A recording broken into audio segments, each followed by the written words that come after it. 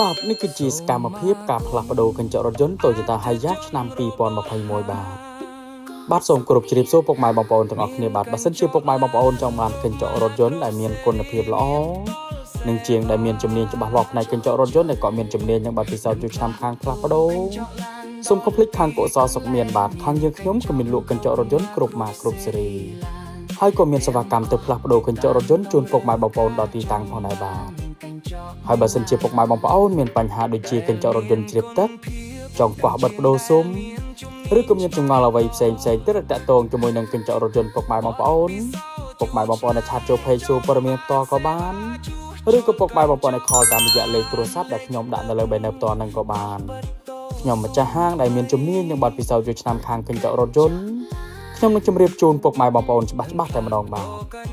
ហើយបើសិនជាពុកម៉ែបងប្អូនមានបញ្ហាដូចជាកញ្ចក់រថយន្តបែកប្រេះស្រាំចង្អុតខាងយើងខ្ញុំក៏មានជាងជំនាញច្បាស់លាស់ខាងអ៊ុតកញ្ចក់រថយន្តនឹងផងដែរណាពុកម៉ែបងប្អូនបាទឥឡូវនេះការផ្លាស់ប្ដូរកញ្ចក់រថយន្ត Toyota Hilux ឆ្នាំ2021នេះគឺបានរីករាល់បាទអរគុណច្រើនសម្រាប់ពុកម៉ែបងប្អូនដែលទស្សនាវីដេអូនេះចុងក្រោយសូមអរគុណគ្រប់ជ្រាបលាបាយបាយ